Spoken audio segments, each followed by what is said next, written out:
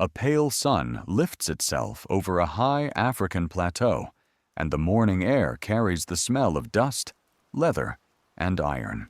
Across the ridgeline, thousands of men stand in silence, their shields stacked, rifles cradled, eyes fixed on a horizon where an invading army is expected to appear. Far below, European officers consult their watches, their maps neat and confident, convinced that by nightfall this campaign will be finished. They have come with modern rifles, artillery, and the certainty that history itself is on their side.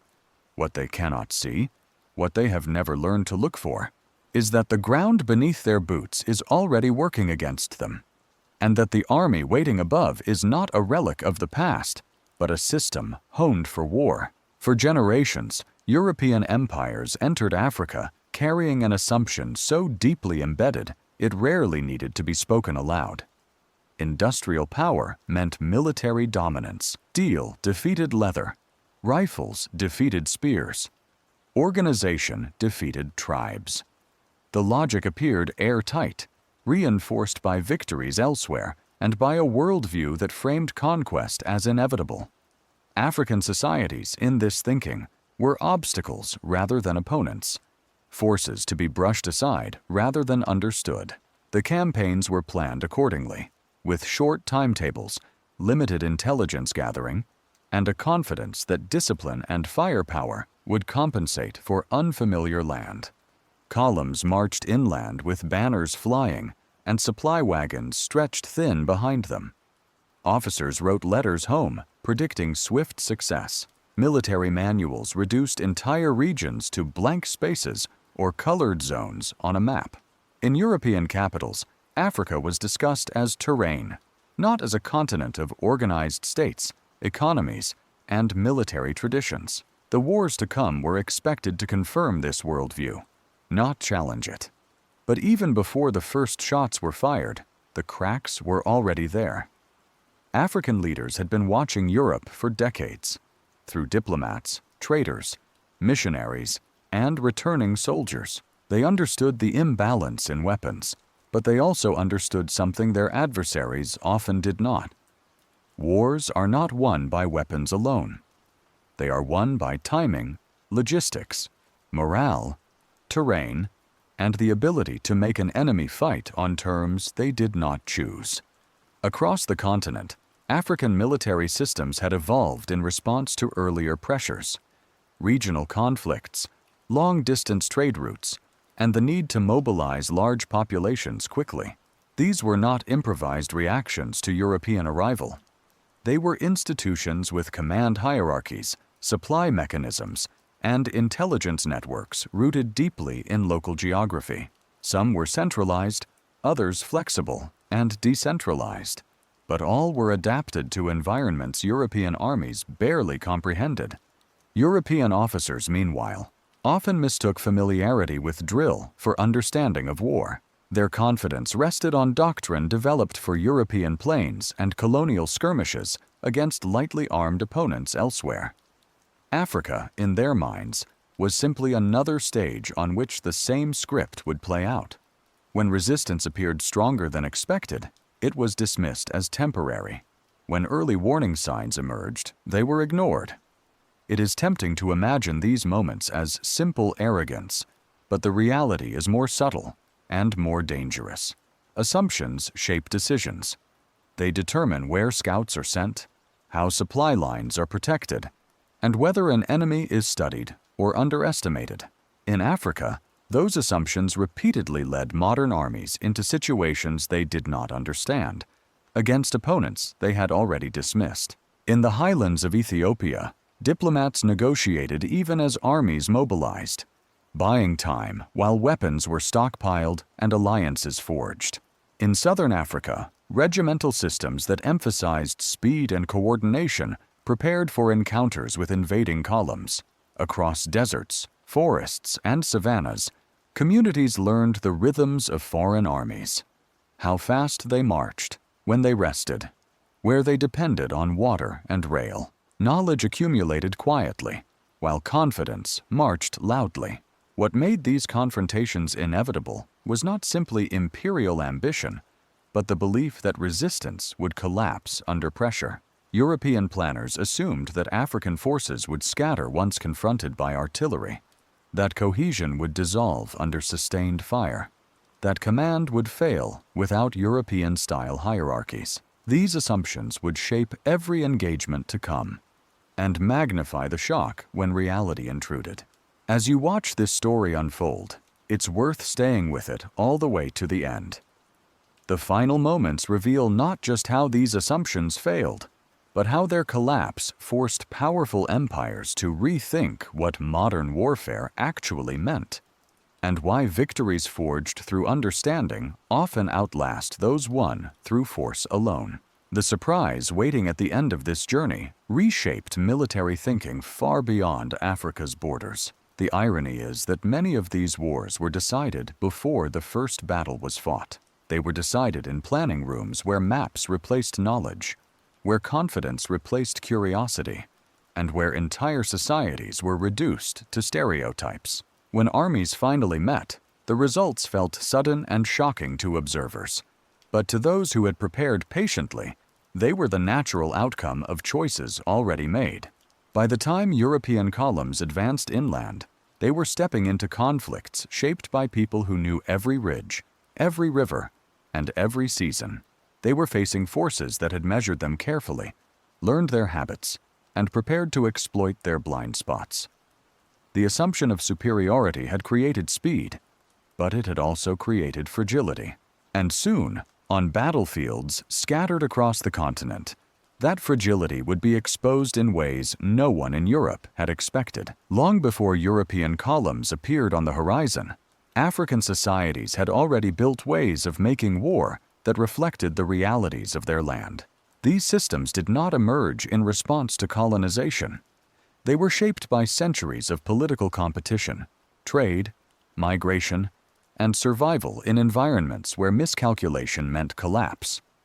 To outsiders, they often appeared informal or chaotic. In practice, they were deeply structured, adaptive, and intelligent, designed not for spectacle, but for endurance. In the Ethiopian highlands, imperial authority rested on a balance of centralized command and regional autonomy. The emperor did not rule alone. Power flowed through nobles who were expected to raise, equip, and feed armies from their own territories. Mobilization was not improvised. It was ritualized, understood, and tested repeatedly through internal conflict and border defense. Supply lines were not long convoys vulnerable to attack, but networks embedded in villages and seasonal movement. Soldiers did not march away from their food. The war moved with it. Intelligence traveled just as efficiently. Messengers crossed mountains faster than European scouts could ride across open ground. Information flowed through markets, monasteries, and trade routes, creating an awareness of enemy movements that rarely appeared in foreign reports. When European officers later expressed surprise at how well African forces anticipated their plans, they were confronting systems they had never bothered to study. Far to the south, the Zulu military system reflected a different landscape and political reality. Regiments were organized by age, bound together through social obligation and discipline that extended far beyond the battlefield. Training emphasized speed, cohesion, and maneuver, qualities dismissed by Europeans who measured military effectiveness by drill manuals and firing lines. The famous horns formation was not a trick or a curiosity. It was a product of commanders who understood how to fix an enemy in place while pressure closed from the flanks, exploiting gaps created by overconfidence. These armies did not rely on constant combat to remain effective. They drilled through ceremony, through hunting, through communal labor that doubled as conditioning. Commanders were selected not simply for lineage, but for proven judgment under pressure. Orders were simple, adaptable, and designed to survive chaos, an advantage when fighting opponents whose plans depended on precision and timing. Across the continent, from the forests of West Africa to the deserts of the Sahel, military organization often blurred the line between civilian and soldier. This was not weakness.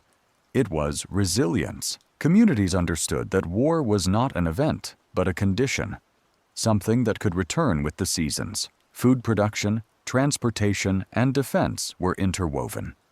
When armies mobilized, they did not abandon society. They drew strength from it. European observers frequently failed to recognize these systems because they did not look like European ones. There were fewer uniforms, fewer written orders, fewer visible hierarchies. But beneath the surface was coordination shaped by shared knowledge and lived experience. Terrain was not an obstacle to overcome. It was an ally to be employed. Rivers became barriers, forests became shields, and high ground became more than a tactical advantage. It became a psychological one. Perhaps most critically, African forces placed enormous value on information. Scouts did not merely report numbers, they reported behavior. How quickly did the enemy move? Where did they rest? How dependent were they on pack animals, on railheads, on water sources that could be denied or poisoned? These observations fed into decisions made days or weeks later, often far from the point of contact. In contrast, European intelligence gathering was frequently limited by language barriers, racial assumptions, and reliance on intermediaries whose loyalty was uncertain. Reports were filtered through expectations rather than reality. When intelligence conflicted with doctrine, doctrine usually won. African commanders, by necessity, did not have that luxury. Survival demanded attention. This difference in mindset shaped every engagement. European officers often planned battles as isolated events, believing a decisive confrontation would settle the matter. African commanders understood conflict as a process. A battle could be avoided, delayed, reshaped, or allowed to occur only when conditions favored them. Victory was not defined by territory gained in a day, but by the enemy's growing exhaustion, confusion, and dependence. Weapons mattered, but they were never the center of the system. Firearms were adopted where available, maintained carefully, and integrated alongside traditional arms rather than replacing them outright. Spears, shields, and blades were not symbols of backwardness. They were tools suited to close combat, to terrain where visibility was limited, and firing lines broke down. European accounts that mocked these weapons often came from officers who had not yet faced them at full speed. What emerges from this picture is not a story of improvisation, but of preparation. African victories did not come from luck or sudden brilliance. They came from institutions that valued flexibility over rigidity, knowledge over assumption. When European armies finally encountered these systems directly, the shock was not that African forces fought well, but that they fought with a logic Europe had failed to recognize. By the time the first major confrontations erupted, the stage had already been set. One side entered believing it was bringing modernity to a primitive battlefield. The other entered knowing exactly what kind of enemy was approaching and how fragile that confidence could be when stripped of certainty and control. The collision between these two ways of making war would soon become impossible to ignore and impossible to explain away. The first encounters were supposed to confirm everything European commanders believed. Instead, they unraveled it. In southern Africa, a British column moved confidently into Zululand, its officers certain that discipline and firepower would compensate for stretched supply lines and incomplete reconnaissance. The camp they established sat beneath a distinctive hill, tents spread wide, ammunition wagons parked in plain sight. It looked orderly, almost peaceful, an army at rest in hostile territory, convinced that the enemy would announce itself clearly, attack predictably, and collapse under rifle fire. The attack came differently. It did not begin with a formal advance or a scattered skirmish. It emerged from the landscape itself, thousands of men moving with speed and coordination that European observers struggled to comprehend. Units fixed the British line in place, while others curved invisibly around its edges, using folds in the terrain to remain unseen until the final moments. The battle unfolded faster than command structures could respond. Ammunition distribution faltered. Orders conflicted. Within hours, one of the most powerful armies in the world ceased to function as an army at all. At Isandlwana in 1879, the shock was total. Rifles and artillery had not failed in isolation. They had failed within a system that assumed they would be enough. The Zulu victory was not the result of overwhelming numbers alone, but of timing, maneuver, and an understanding of how a modern army depended on cohesion. Once that cohesion fractured, technology offered no rescue. Less than 2 decades later, in the highlands of Ethiopia, a far larger confrontation would shatter European assumptions on an even grander scale. Italy's campaign against Ethiopia was intended to be a demonstration of imperial legitimacy, a chance to prove that modern European states could impose their will anywhere. Italian forces advanced inland along multiple routes, their commanders confident that African resistance would fragment under pressure. Instead, they faced an empire that had prepared deliberately. Ethiopian forces mobilized on a scale few Europeans thought possible, drawing contingents from across the highlands into a coordinated whole. Weapons were stockpiled, supply routes secured, and intelligence gathered continuously on enemy movements. Diplomacy delayed conflict until conditions were favorable, then vanished the moment it no longer served its purpose. At Adwa in 1896, Italian units found themselves isolated, misaligned, and fighting on ground they did not control. Communication between columns failed. Maps proved unreliable. Ethiopian forces exploited elevation, visibility, and interior lines, striking where Italian units could not support one another. What followed was not a chaotic melee, but a systematic collapse driven by miscalculation. By the end of the day, a European army had been decisively defeated by an African state, fighting on its own terms. The significance of Adwa extended far beyond the battlefield.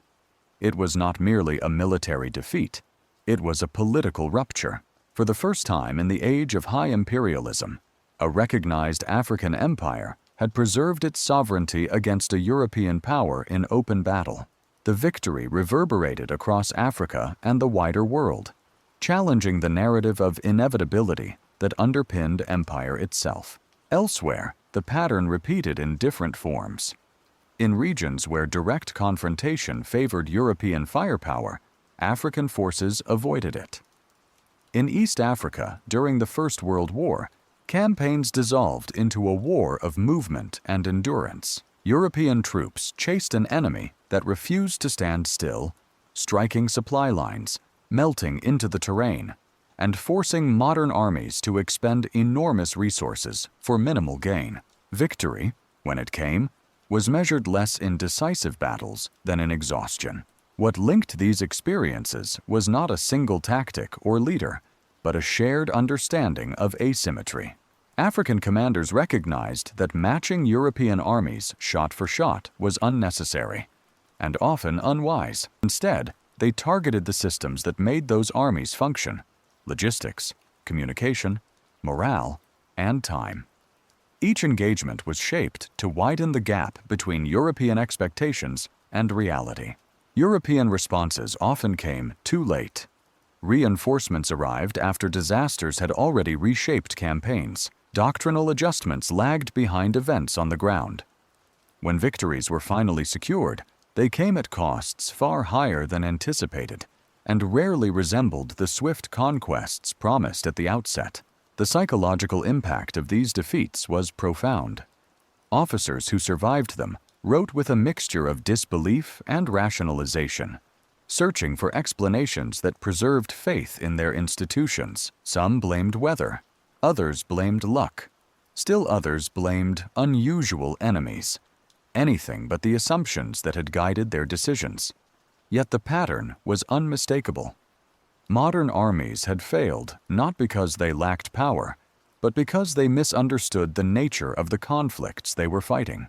Their opponents had forced them into wars they did not know how to win, on terms they had never prepared for.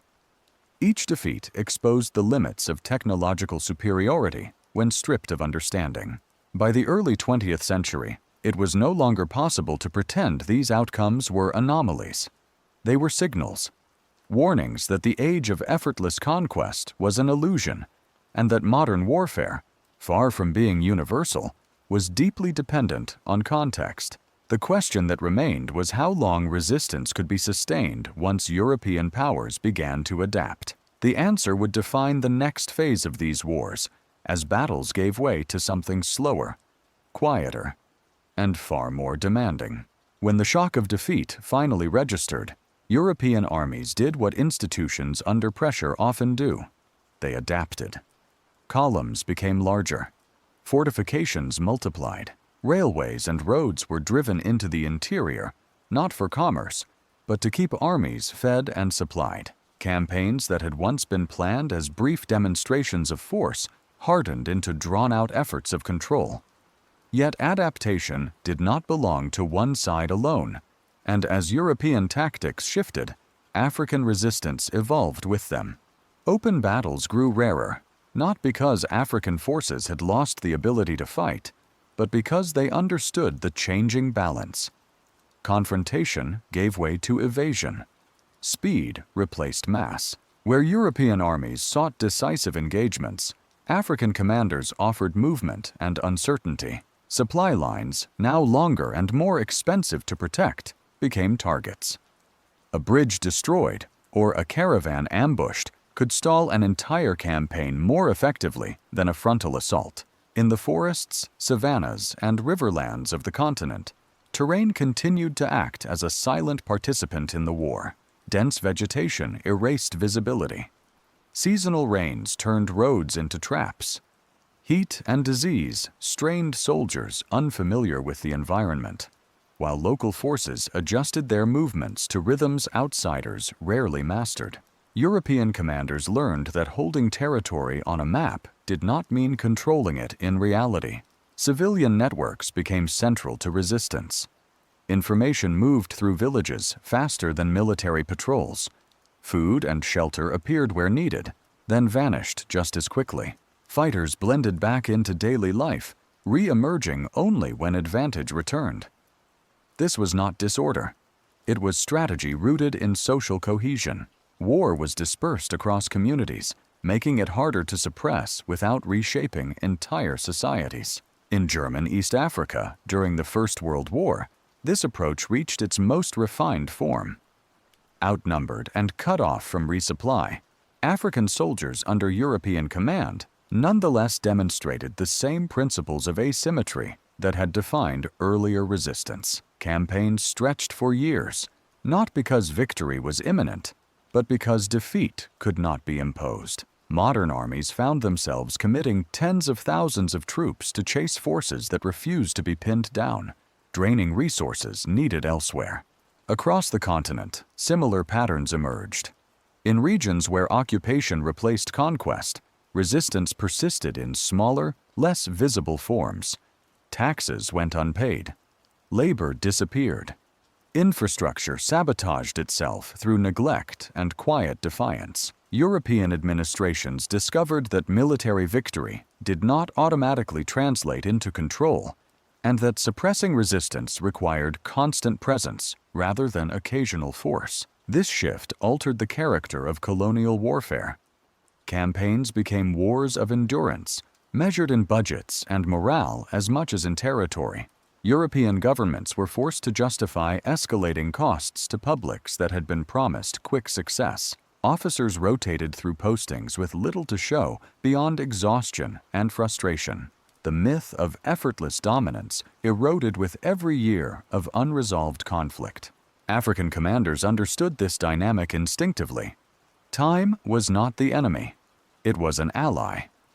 Every month a campaign dragged on increased the strain on foreign armies and administrations. Every adaptation imposed by Europe created new vulnerabilities to exploit. The goal was no longer to defeat an army outright, but to make control unsustainable. What makes this phase of the story so often misunderstood is its subtlety. There are fewer dramatic battles, fewer clear victories to mark on timelines.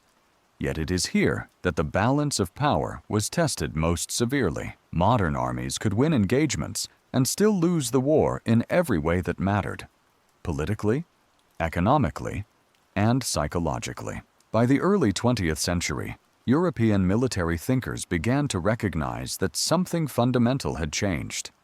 Theories built on decisive battles and overwhelming force struggled to explain conflicts that refused to end. Manuals were rewritten, training adjusted, intelligence gathering expanded. The language of warfare shifted toward pacification and counterinsurgency, an admission that conventional dominance had limits. Still, these lessons came at a cost measured not only in lives, but in the transformation of entire regions. Resistance had forced empires to reveal their dependence on constant coercion, while African societies bore the weight of prolonged disruption. The wars did not end cleanly. They faded into uneasy control, punctuated by flare-ups that reminded everyone how fragile that control remained. By adapting to European adaptation, African forces had demonstrated something no battlefield victory alone could prove: that power without understanding could be resisted indefinitely. The final reckoning would come not in a single confrontation, but in the long shadow these wars cast over military doctrine and imperial ambition itself. When the wars finally slowed, it was not because certainty had returned, but because illusion had been stripped away.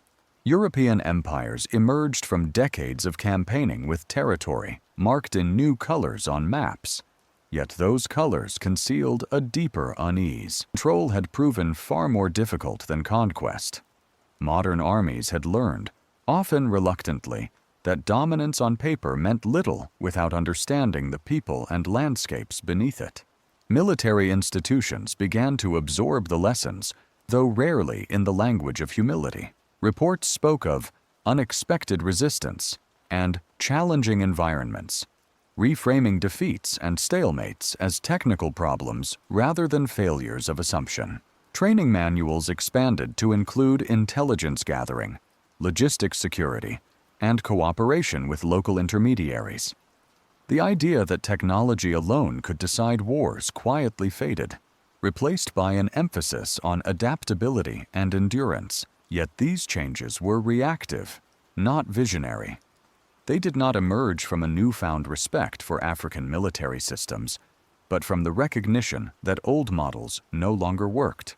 The victories that European powers eventually secured were heavier, slower, and more expensive than those imagined at the outset. They required larger armies, deeper intrusion into civilian life, and sustained political will. Costs that reshaped imperial priorities. For African societies, the consequences were complex and enduring. Military resistance preserved autonomy in some cases and delayed domination in others, but it also forced communities into prolonged cycles of disruption. Fields went untended, trade routes shifted, political structures hardened under pressure. Even where empire took hold, it did so unevenly, constantly negotiating with the limits exposed by earlier resistance. The irony is that the very qualities dismissed as primitive, flexibility, local knowledge, social cohesion, had exposed the weaknesses of modern warfare. European armies had arrived, believing they embodied the future. They left having learned that the future was not universal, and that war was inseparable from the human and environmental systems that sustained it. Beyond Africa, these lessons echoed quietly. Military thinkers studying later conflicts recognized familiar patterns: technologically superior forces struggling against opponents who understood terrain, time, and society better than they did. The blueprint for asymmetric warfare, often treated as a modern invention, had been written decades earlier on African ground. What makes these histories enduring is not the scale of violence, but the clarity of their message. Power that refuses to learn becomes brittle. Confidence untempered by understanding creates its own defeat. African forces did not overturn empires through myth or miracle, but through choices rooted in realism, by refusing to fight the war they were offered, and insisting instead on the war they could win. In the end, the story is not about modern armies being humbled, nor about empires collapsing overnight. It is about a repeated encounter between certainty and complexity, and the quiet advantage held by those who recognized the difference. Long after the campaigns ended, that lesson remained, etched into doctrine, memory, and the unspoken acknowledgement that modernity never guaranteed mastery. The land remembered. The people remembered. And history, once forced to look more closely, could no longer pretend it had been inevitable.